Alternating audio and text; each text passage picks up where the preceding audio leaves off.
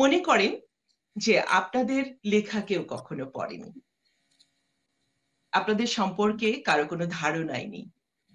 যদি আমি রবিকে বলি আনোয়ার ইকবাল সম্পর্কে কিছু বলতে, লেখক হিসেবে তিনি কেমন? আচ্ছা, প্রথম কথা হচ্ছে একটু ব্যাকগ্রাউন্ড এখানে দেয়া দরকার। কচি ভাই আমার পরিচিত এবং উনি আমাকে অসম্ভব স্নেহ করেন, এটা সত্যি।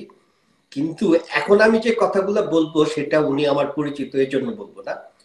কথাগুলো বলবো আমি আসলে আমার সাংবাদিকতার অভিজ্ঞতা থেকে। আমি প্রায় 16-17 বছর সাংবাদিকতার সাথে জড়িত ছিলাম। তার মধ্যে যুগান্তর পত্রিকায় টানা 13 বছর কাজ করেছি এবং এখানে আমার একটা কাজ ছিল হচ্ছে আমাদেরকে প্রতি সপ্তাহে বা প্রতিদিন অসংখ্য লেখা পড়তে হতো। বাংলাদেশের বিভিন্ন মানুষ, প্রতিষ্ঠিত বলেন, অপ্রতিষ্ঠিত বলেন, তরুণ বলেন, তারা আমাদের কাছে লেখা পাঠাতো এবং এই লেখাগুলো আমি প্রত্যেকটা লেখা খুব মনোযোগ দিয়ে পড়তাম, ভীষণভাবে মনোযোগ দিয়ে পড়তাম এবং সেসব লেখা বাছাই করে পত্রিকায় ছাপাতাম। আর এর বাইরে যখন ফেসবুক এলো তখন তো আমরা আমাদের পরিচিত গণ্ডির বাইরে আরো অনেক লেখকের সাথে পরিচিত হলাম।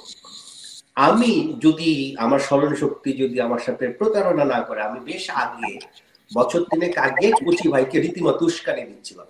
দুটো কারণে উস্কানি দিচ্ছিলাম। প্রথম কথা হচ্ছে কচি ভাই যেভাবে সুন্দর করে গুছিয়ে কথা বলেন, আমি কচি ভাইকে বলেছিলাম যে আমাদের বাংলাদেশে অনেক মানুষ এত চমৎকার করে গুছিয়ে কথা বলতে পারে না। আর দ্বিতীয় কথা বলেছিলাম, কচি ভাই তখন টুকটাক ফেসবুকে লেখালেখি করতেন, বিভিন্ন ইস্যু নিয়ে লিখতেন, আমাদের কবিতার আসরে নিয়ে কবিতা পড়ে শোনাতেন। আমি ওনার গদ্যের ব্যাপারে স্পষ্ট করে বলেছিলাম, এত ঝরঝরে গদ্য, নির্বেদ গদ্য আমি সাংবাদিক হিসেবে 13 বছরের জীবনে খুব কম পেয়েছি। আপনি লেখালেখিটাই নিয়মিত হন। এবং আমি ওনাকে এই উস্কানি দিয়েছি উনি যেন চাকরি বাকরি ছেড়ে শুধু লেখালেখিটা করেন। কেন করেন? কারণ হচ্ছে আমাদের বাংলা সাহিত্যে গদ্য লেখকের দারুণ অভাব। অনেক মানুষ কবিতা লেখেন কিন্তু গদ্য লেখকের দারুণ অভাব। কচি ভাইয়ের গদ্যের মধ্যে সেই শক্তিটা আছে, যে শক্তি দিয়ে উনি পাঠককে ধরে রাখতে পারেন, একটা কথা সহজভাবে মানুষের কাছে পৌঁছাতে পারেন। তো উস্কানির একটা ভালো ফল হয়েছে।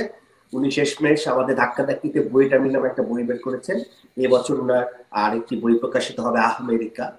এই বইটা নিয়ে আমি খুবই উত্তেজনার মধ্যে আছি এবং আমার ধারণা এই বইটা বাংলাদেশে ভীষণভাবে সাড়া ফেলবেন। এবং কচি ভাইয়ের সমস্যাটা হচ্ছে কচি ভাই বিদেশে থাকেন। এই কারণে আমাদের বাংলা ভাষাভাষী পাঠক হয়তো তাকে অনেকেই চেনেন না। তবে তাদেরকে সতর্ক করে দিতে চাই যে আমাদের সাহিত্যের আসলে খুব শক্তিশালী একজন গদ্যকার অলরেডি পা রেখেছেন এবং তার লেখা আপনারা যদি নির্মোহভাবে পড়েন তাহলে বুঝবেন যে এই প্রবাসে থাকা এই মানুষটির হাতের মধ্যে এক ধরনের ঝর্ণা ধারা আছে, যেখান থেকে আমাদের চেনা জানা বাংলা শব্দগুলো এমন গুছিয়ে, এমন সুন্দরভাবে সুললিত ভাবে বের হয় যে লেখাটা পড়তে খুব ভালো লাগে। এতটুকু বললে তো আমাকে বলার সুযোগ মনে হয় আমি খুব কম পাবো, দেখা যাচ্ছে। আচ্ছা, এবারে আমন্ত্রণ জানাচ্ছি আনোয়ার ইকবাল। যে আমাদের বন্ধু বান্ধবদের মধ্যে এই এলাকাতে অনেকে আছেন যারা খুব ভালো বাংলা সাহিত্যে খুব ভালো একটা স্থান নিতে পারতেন, তারা যদি নিয়মিত লেখালেখি করতেন এবং তারা যদি পাঠক সমাজের কাছে নিজেদেরকে তুলে ধরতে পারতেন।